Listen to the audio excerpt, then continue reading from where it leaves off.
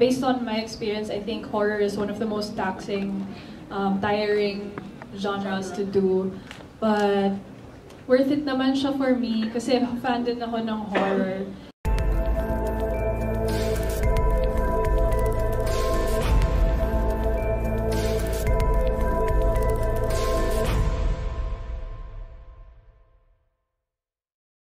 Dami mo nang nagawang horror films na feeling mo na typecast ka na, no? Over time, does it get easier to do it dahil paulit-ulit? Although, of course, iba-ibang characters, or mas sumihirap kasi kailangan mo na tuloy hanapan ng kakaibang nuance every character, ano? Para lang maging magkaiba. Yeah, it actually doesn't get easier.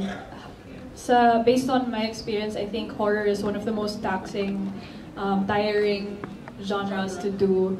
But worth it naman siya for me kasi fan din ako ng horror. And ano yung second question, sorry? Yun nga, kung is it easier for you now na ilang beses mo nang ginawa, or mas mahirap dali na hanapan mo ng nuance tuloy every time para maging kakaiba from the other? Kaya din sana sabi ko ayoko na mag-horror kasi paano ko siya maiiba sa acting ko sa mga naging horror ko na. Pero I think na iba ko naman siya ulit this time. So hopefully makita niyo yun. Yung mga ganong klaseng horror films, ano yung meron dito sa Malyari na tingin nyo mag-hit sa pang-MMFF? Curiously, ako rin po gumawa ng pagpag noon dahil veterano po ako ng Film Fest kasi empleyado ako ng Star Cinema. Oo nga eh. Gumagawa kami ng pungsoy, pagpag, ano-ano. Suko po, ano man yung mga umabot sa Pasko noon. Alam na alam po namin na pinakagusto ng mga Pilipino pagka Pasko ay pag kinaladkad mo ang pamilya o barkada mo ay magkasigawan, parang roller coaster, parang theme park po.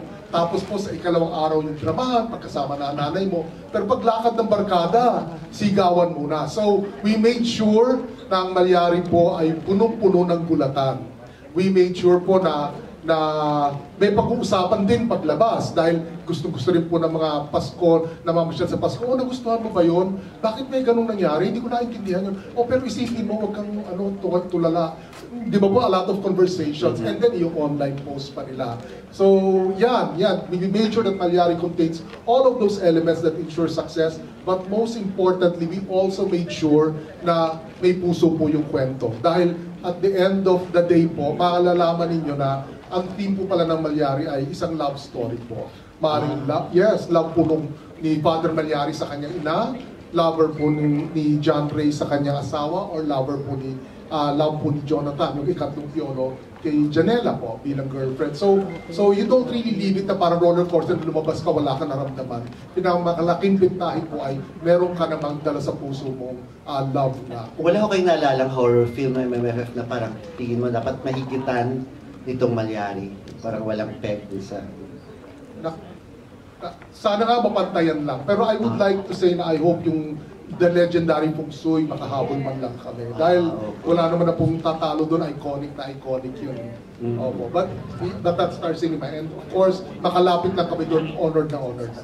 Opo, thank you. Kay Direk Derek po.